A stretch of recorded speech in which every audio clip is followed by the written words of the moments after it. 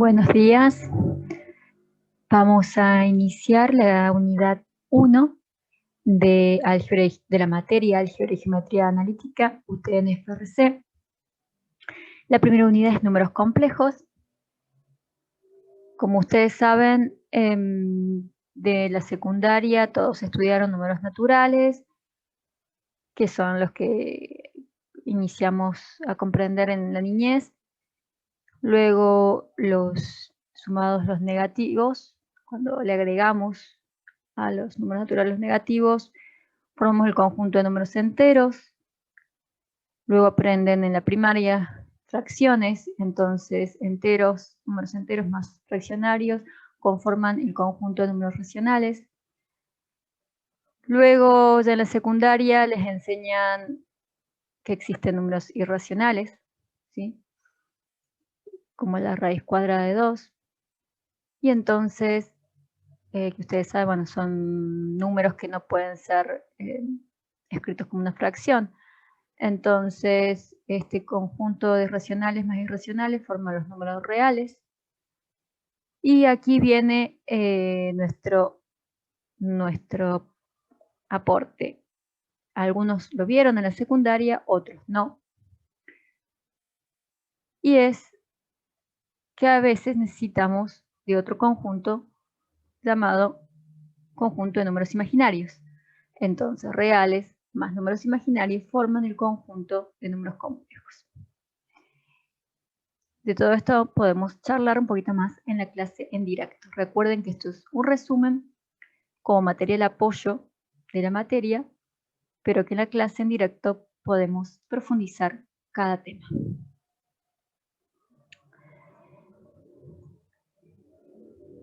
Vamos a ver de dónde salen estos números. ¿Qué pasa si yo quiero resolver la siguiente ecuación? Por supuesto, tendría que primero despejar más 1 hacia la derecha, menos 1. Pero aquí cuando quiero despejar el cuadrado, me quedaría la raíz cuadrada de menos 1. Y eso en los números reales no se puede resolver. Una raíz con base negativa no tiene solución dentro de los reales. Para resolver este tipo de ecuaciones necesitamos considerar una unidad imaginaria llamada y, en donde y al cuadrado es igual a menos 1. De esta manera, esta ecuación tiene solución. Podemos decir que la solución para x al cuadrado más 1 es igual a decir que x tiene que ser más menos una y.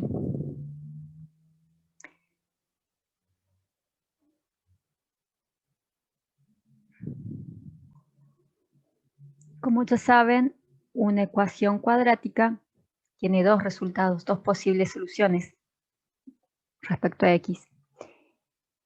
En este caso es más y o menos y.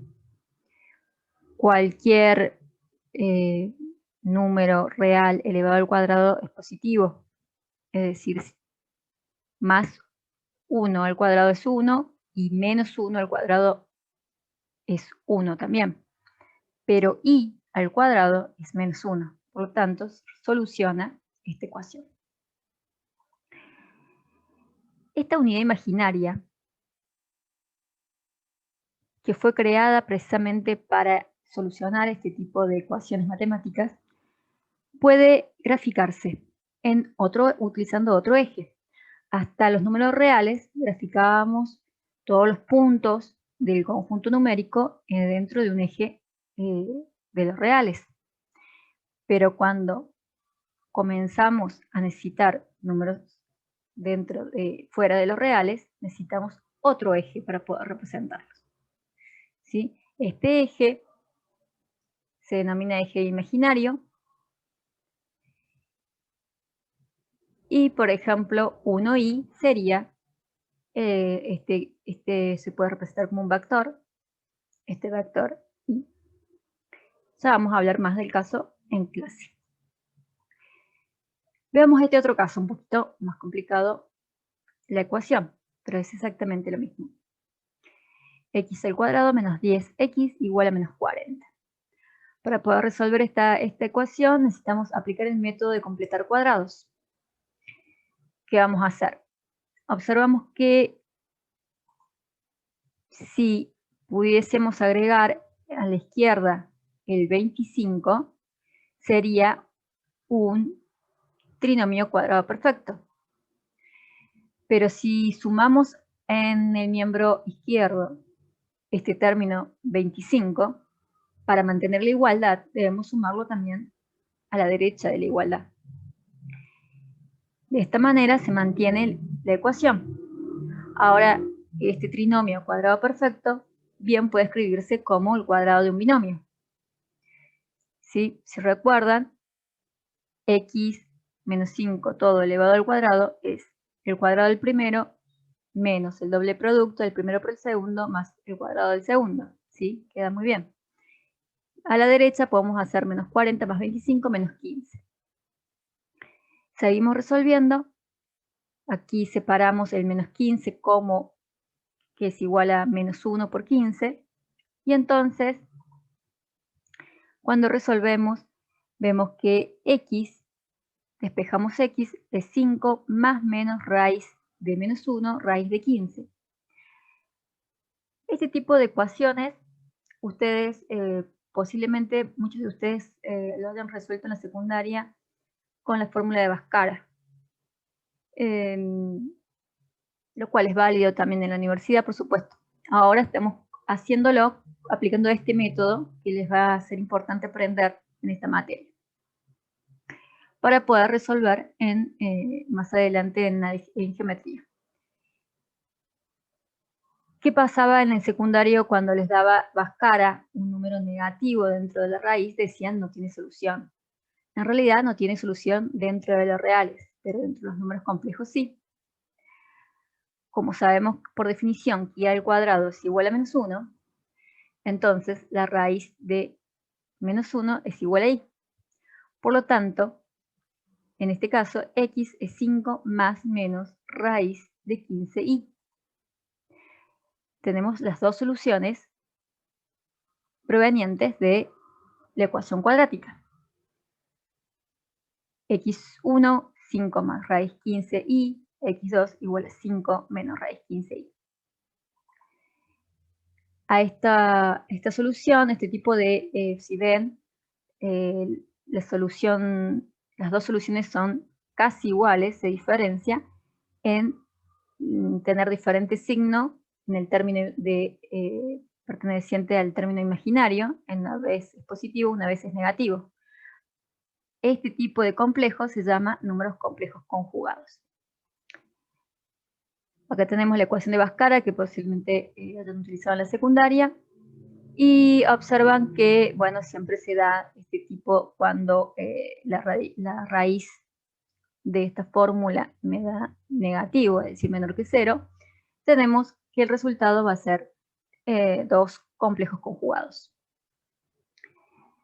Esta forma de escribir los complejos se denomina forma binómica. Ya la vamos a ver en un minuto.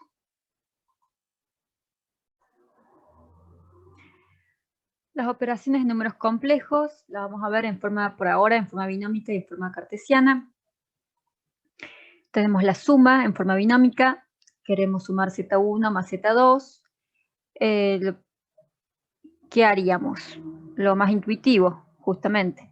Sumar por una parte las partes reales y por otra parte las partes imaginarias. Así tenemos la resultante de z1 más z2. Cuando queremos restar, hacemos exactamente lo mismo. Restamos por un lado las partes reales, por otro lado las partes imaginarias y obtenemos la resultante. ¿Qué pasa en la forma cartesiana? Pues exactamente similar. Para obtener el par ordenado, sumamos o restamos respectivamente partes reales por un lado, parte imaginaria por el otro, en ese orden. ¿Qué pasa con la multiplicación? En forma binómica, muy sencillo. Queremos hacer z1 por z2, entonces escribimos ambos binomios y los trabajamos como si fueran dos polinomios, aplicando propiedad distributiva. Cuando aplicamos la propiedad distributiva obtenemos esta secuencia de términos, ¿sí? Vemos que el primer término, A por C, es un término real, o sea que A y C pertenecen a la parte real de estos complejos. Por lo tanto, este primer término es real.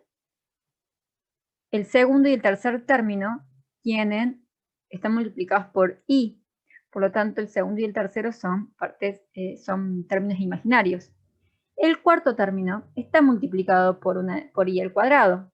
Parecería imaginario, pero si recordamos, I al cuadrado es igual a menos 1. Por lo tanto, podemos reemplazar este I al cuadrado por menos 1 y vemos que en realidad el cuarto término también es un número real. Lo siguiente que podemos hacer es agrupar por un lado lo que es real y por otro lado los términos imaginarios, sacando factor común I. Y aquí tenemos la fórmula entonces que van a utilizar cada vez que quieran multiplicar Z1 por Z2. En forma cartesiana vemos que la fórmula es muy similar. ¿Qué pasa ahora con la división de dos complejos? Si queremos dividir Z1 dividido a Z2, tenemos aquí la fracción, esto se resuelve multiplicando por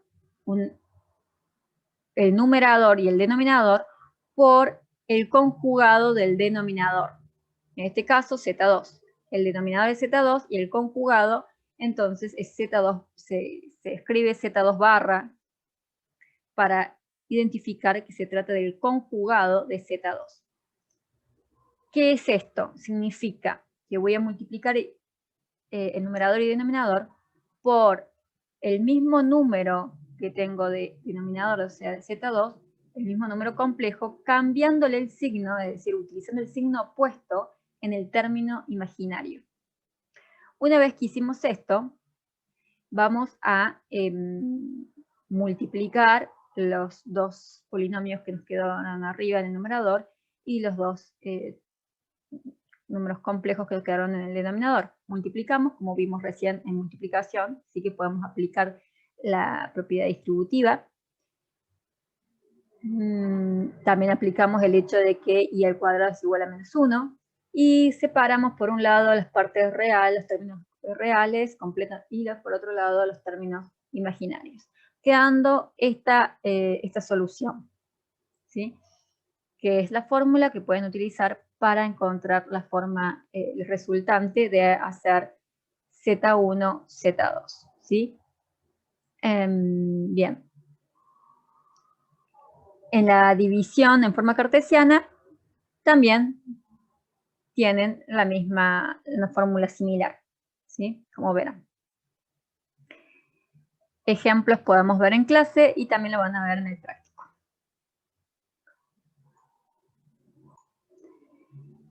Bien, continuamos ahora con potenciación. ¿Qué vamos a ver de potenciación? Por ahora sencillito. Y la unidad imaginaria elevado a la 1 es igual a I, ¿sí? Porque sabemos que todo número elevado a la 1 es el mismo número, eso sigue siendo una propiedad válida. Y al cuadrado, por definición, sabemos que es menos 1. Y al cubo, tenemos las propiedades de potencia, siguen siendo igual de válidas, y al cubo sabemos que es I al cuadrado por I, ¿sí? Entonces, I al cuadrado sabemos que es menos 1, entonces nos queda que la respuesta es menos I. Y a la cuarta, de nuevo aplicando propiedad de potencias, es igual a I al cuadrado por I al cuadrado, que sabemos por definición que es menos 1 por menos 1 igual a 1. Si continuamos esta sucesión y hacemos I a la quinta, I a la sexta, I a la séptima, I a la octava, vamos a ver que obtenemos, y lo pueden hacer en casa, comprobar, obtenemos la misma secuencia de resultados, I, menos 1, menos I, 1. Y así si siguiéramos, se volvería a repetir esta secuencia de I, menos 1, menos I, 1. Entonces hay una forma general, simplificada, para poder obtener un resultado de estos. Y es la siguiente. Por ejemplo, si quisiéramos hacer i elevado a la 314, ¿sí? Para no tener que hacer esta lista y ver en qué resultado queda, como saben que cada 4 se repite el resultado, tenemos esta forma general. Tenemos que recordar las partes de la división. Sabemos que si queremos dividir un número, este número se llama dividendo, se lo divide por un divisor, tenemos el cociente y el resto son las partes de división. ¿Sí? En este caso lo que vamos a dividir es la potencia, 314. Y la vamos a dividir por 4, porque 4 es las veces que se repite, en cada 4 unidades se va repitiendo el resultado. Entonces hacemos 314 dividido 4, nos queda 78 el cociente y nos queda un resto que es 2. Por propiedad de potencia, no, en principio por definición de la división, sabemos que 314 va a ser igual a 4 por 78 más 2, ¿sí? O sea, divisor por cociente más el resto. Y ahora sí, por propiedad de potencia, sabemos que esto es decir, i a la cuarta elevado a los 78 por i al cuadrado. Sabemos que i al cuadrado, por definición, es menos 1.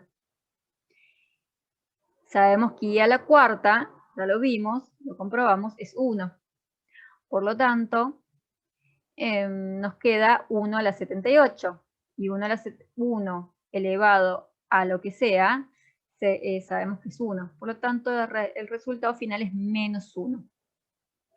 Generalizando, este es simplemente un ejemplo, pero generalizando podemos decir que i elevado a la d, que sería el dividendo, ¿sí? Es igual a i a la cuarta siempre, porque el divisor que vamos a utilizar siempre es 4 a la cuarta, por el cociente, que es el número que nos dé, por i elevado al resto.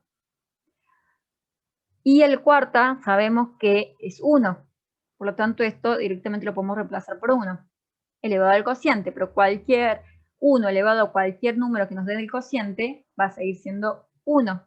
Por lo tanto, todo esto queda igual a i elevado al resto. Quiere decir que lo que tenemos que hacer cuando nos encontramos una potencia elevada de i es dividir esa potencia dividido 4 y utilizar el resto. Decimos que i elevado a esa potencia, entonces en este caso el resto es 2, es igual a i al cuadrado. Nos fijamos en esta primera listita que es fácil de recordar, en el caso i al cuadrado sabemos que por definición es menos 1, y listo, es una forma sencilla de resolver.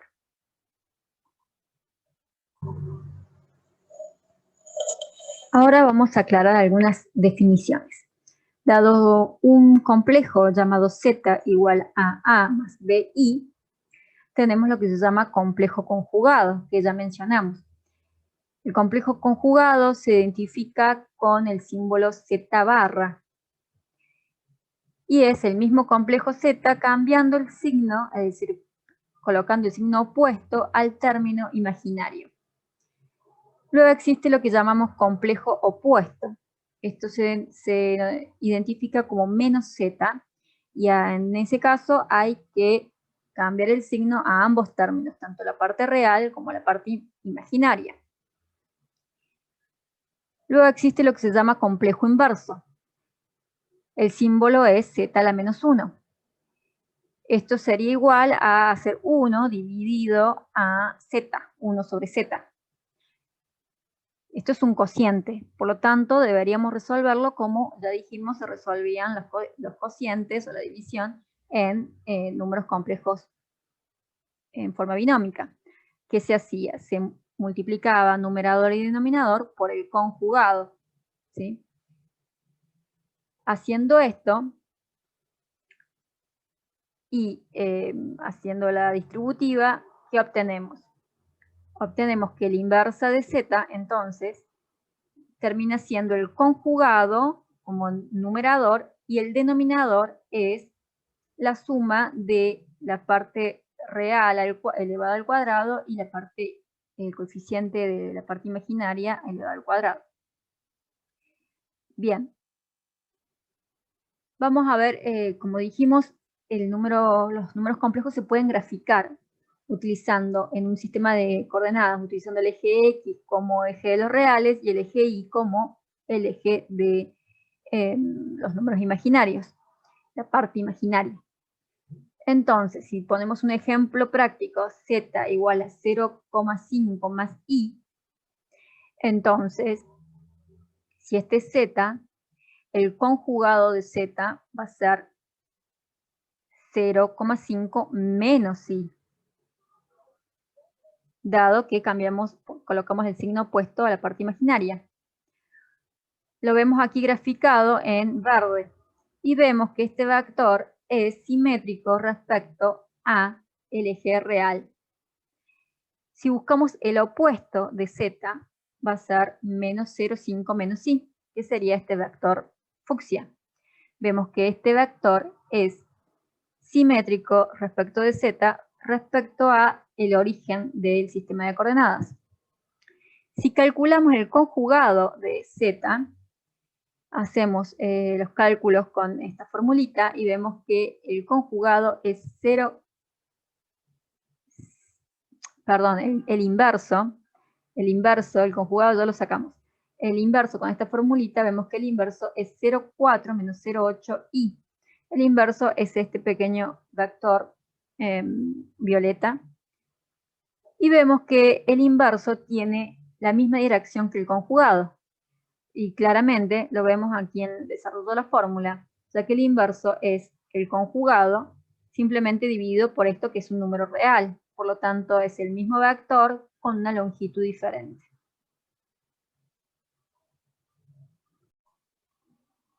Así llegamos a una primera definición de números complejos. Y dice así: llamaremos números complejos a un número z, que se escribe de la forma z igual a más bi, donde a y b son números reales, e i verifica la siguiente igualdad: i al cuadrado igual a menos 1. Al número a se le denomina parte real de z y al número b parte imaginaria de z. Tenemos aquí entonces la forma binómica de un número complejo, ¿sí? Un ejemplo sería z1 igual a 3 más 4i, ¿sí? Ya veremos más ejemplos en clase. Condición de igualdad: bueno, dos números complejos son iguales cuando tienen la misma parte real y la misma parte imaginaria. Los números complejos pueden representarse en distintas formas. Ya conocimos una, la forma binómica, pero existen otras. La forma cartesiana, que es muy sencilla de explicar, simplemente es colocar como par ordenado los coeficientes de la parte real y de la parte imaginaria. Y luego tenemos otra forma, la trigonométrica, polar y exponencial, que veremos más adelante.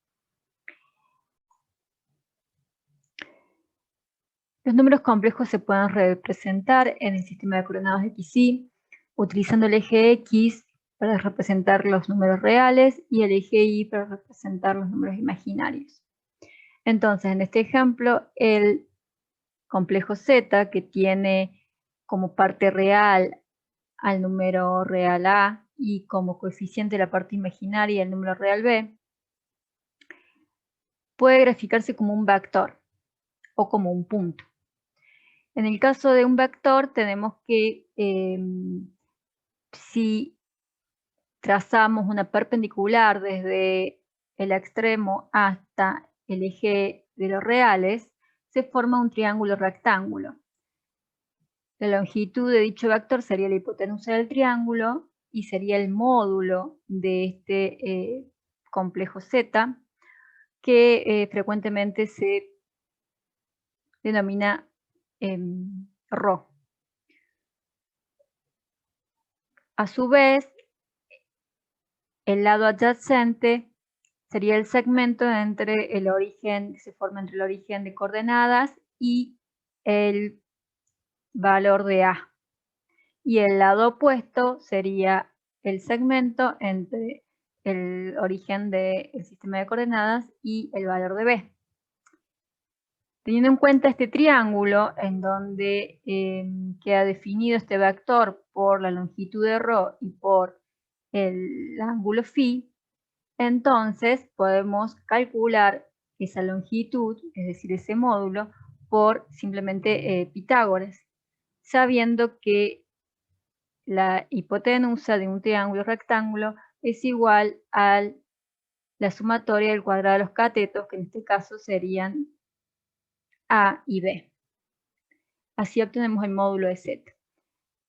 Y φ, con trigonometría también, sabemos que la tangente de φ es lado opuesto sobre lado adyacente, es decir, B sobre A. Entonces, si queremos obtener φ, vamos a hacer el arco tangente de B sobre A. Con estas dos fórmulas podemos, queda totalmente definido el complejo Z, ¿sí? Ya que podemos graficar este vector teniendo la longitud y el ángulo que hay entre el vector y el eje de los reales. Bien, de aquí surge la forma trigonométrica de un complejo. Hasta ahora habíamos visto la binómica. Dado este gráfico, entonces, si queremos calcular el coseno de φ, sabemos que el coseno es adyacente sobre hipotenusa, es decir, A sobre el módulo de Z, ρ, y entonces podemos despejar A como ρ por coseno de φ. A su vez, el seno de φ es B sobre el seno, sabemos que el seno de un ángulo en un triángulo rectángulo es lado opuesto sobre hipotenusa, es decir, B sobre φ. Por lo tanto, despejamos B, φ, seno de φ, ρ, seno de φ.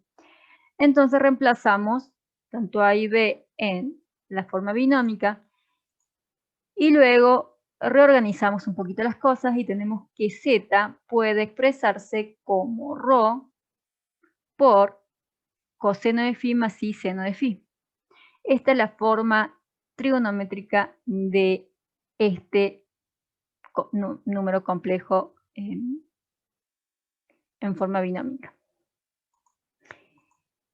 Bien, ahora vamos a ver las operaciones que se pueden realizar con los números complejos, pero esta vez en forma trigonométrica.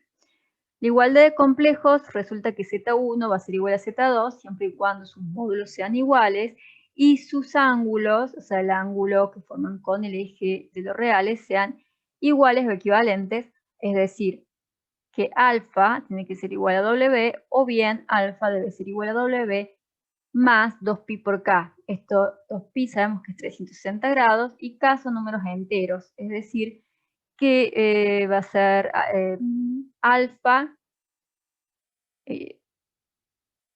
con números con el argumento tiene que ser exactamente igual o equivalente con números enteros y de giros. La multiplicación de números complejos en forma trigonométrica. Tenemos Z1, Z2, cada uno módulos correspondientes serían ρ y sigma, y los argumentos serían alfa y W.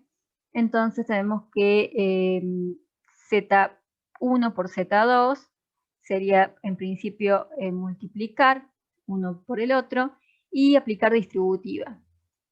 Aplicando distributiva vemos que en algunos términos nos queda el y cuadrado que reemplazamos por menos 1 y entonces agrupamos términos reales por un lado y los imaginarios por el otro sacando factor común y. Luego de esto vemos que por identidades trigonométricas, que si quieren buscarlas en Google pueden buscarlas como fórmula de Euler. De todos modos, estas identidades las van a estudiar en análisis matemático.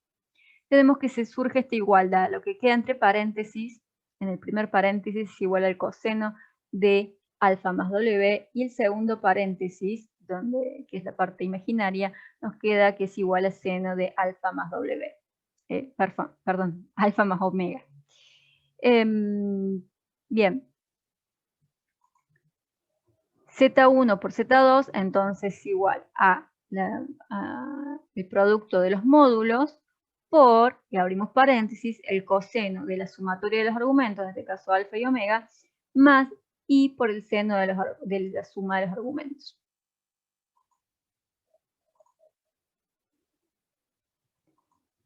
En la división sucede exactamente lo mismo.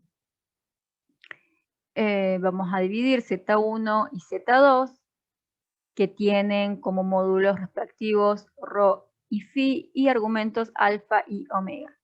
Entonces tenemos que Z1 sobre Z2, ¿qué hacíamos para dividir en binómica? Multiplicábamos numerador y denominador por el conjugado del denominador, es decir, Z2. Aquí tenemos el conjugado y luego procedemos a aplicar distributiva, tanto en numerador como en denominador.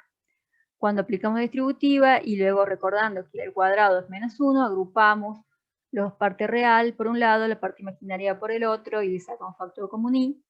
Y nos quedan en la parte del numerador identidades trigonométricas similares a la vista anteriormente, en donde el primer paréntesis es igual a coseno de alfa menos omega y el segundo paréntesis igual a seno de alfa menos omega. Mientras que el denominador, como ven, es un número real y es una identidad trigonométrica muy conocida, que algunos quizás ya lo vieron en la secundaria, y es que el coseno al cuadrado de un ángulo más seno al cuadrado del mismo ángulo es igual a 1, ¿sí? Por lo tanto, el denominador desaparece y nos queda que Z1 sobre Z2 es el cociente entre los respectivos módulos por, paréntesis, coseno de la resta de los argumentos más i por el seno de la resta de los argumentos, ¿sí?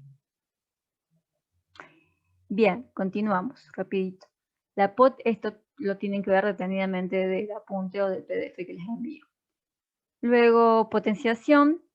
La potencia, ustedes saben que es multiplicar por sí mismo una cantidad n veces algo. Por ejemplo, Z1 al cuadrado es igual a multiplicar Z1 por Z1.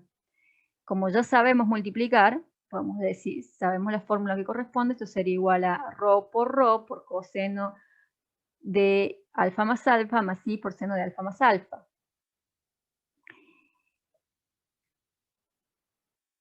Entonces, como el argumento, al ser el mismo que se multiplica, Z1 se multiplica por sí mismo, el argumento se va a duplicar. Alfa más alfa es igual a 2 alfa.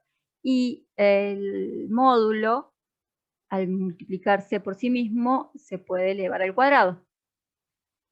En general, esto va a suceder tanto si es al cubo, a la cuarta y así sucesivamente. Entonces se dice que z a la n va a ser igual a multiplicar z n veces. Por lo tanto, esto aquí es igual a multiplicar el módulo n veces por, abrimos paréntesis, coseno de n veces el argumento más i por seno n veces el argumento.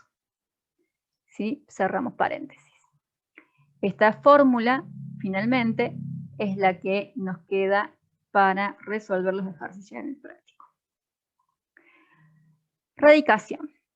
Radicación es un poquito más largo de completar. En la radicación, entonces, tenemos dado un valor, un complejo z igual a módulo ρ por el coseno de alfa más i seno de alfa. Vamos a buscar un complejo Z0 que tendrá su respectivo módulo sigma y un argumento omega. Bien, por definición, lo que estamos buscando entonces es radicación, es decir, la raíz enésima de z tiene que ser igual a un Z0, que será nuestra solución. Bien, por la definición de radicación sabemos que entonces Z0 a la n va a ser igual a z. Por un lado, como tenemos definido Z0 y sabemos ya sacar potenciación de una forma trigonométrica, Z0 a la n sería sigma a la n por, abro paréntesis, coseno de n omega más i seno omega, cierro paréntesis, igual a z, que sabemos es ρ por coseno de alfa más i seno de alfa. Ahora bien, Esta es una igualdad, por lo tanto, ¿qué necesito para que esta ecuación realmente sea una igualdad válida? Necesito que sigma n sea igual a ρ. Y por otro lado, que los argumentos también sean iguales. Entonces, n omega tiene que ser igual a alfa, o bien n omega tiene que ser igual a alfa más 2pi por k, sabiendo que estos son giros completos, o sea, 360 por un número entero. Luego de estas ecuaciones despejamos sigma y despejamos omega, que son justamente lo que buscamos, porque nuestro dato es z y lo que buscamos es justamente la respuesta z0, entonces necesitamos sigma y omega, y resulta que sigma es la raíz enésima de ρ y omega es igual a alfa más 2pi por k sobre n. Entonces, colocando esto en la primera ecuación, la raíz enésima de z va a ser igual a z0, y sabiendo que z0 va a tener como módulo la raíz enésima de ρ y que el argumento va a ser alfa más 2pi por k sobre n, tenemos la fórmula que se requiere para poder realizar la radicación enésima de z, ya que ρ y alfa son conocidos porque el dato precisamente es z, que tiene el dato de su módulo y su argumento. Bien, ahora, k dijimos son números enteros de giros, que puede ser ir de 0 a, en principio, hasta el infinito, pero si fuera de 0 al infinito, habría infinitos valores para la raíz, y no es así. ¿Qué pasa? K va a variar entre 0 y n-1. Es decir, que todo número complejo distinto de 0 tiene n raíces, ¿sí? La raíz enésima de z tiene n raíces, n resultados. Cada resultado va a corresponder a un valor de k que va de 0 a n-1. Veamos un poquito esto. Si damos acá los n primeros valores, es decir, 0, 1, 2, punto suspensivo n-1, ¿qué vamos a obtener? Para acá 0, el argumento va a ser alfa sobre n. Para acá igual a 1 va a ser alfa más 2pi sobre n. Para acá igual a 2 va a ser alfa más 2 por 2pi sobre n.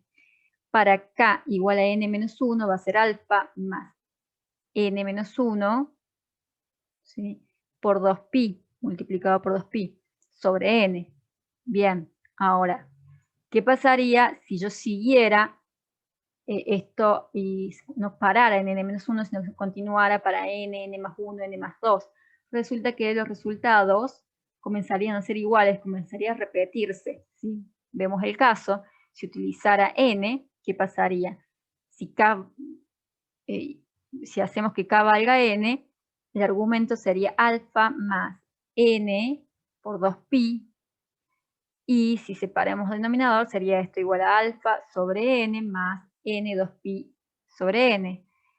Podemos suprimir n y n y nos queda que esto es igual a alfa sobre n más 2pi. Y esto sería igual al caso de k igual a 0. K igual a 0, el argumento es alfa sobre n. Y este argumento es exactamente el mismo, solamente que varía en 360 grados, por lo tanto es equivalente. Es decir, que comienzan a repetirse los argumentos cíclicamente.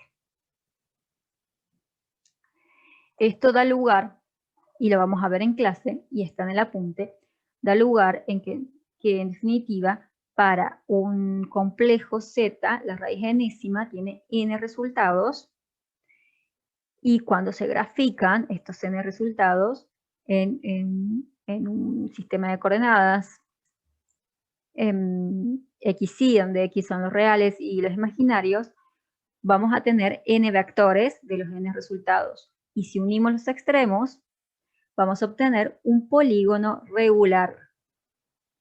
Esto vamos a ampliar en clase. Muchas gracias por su atención. Nos vemos en la clase en directo.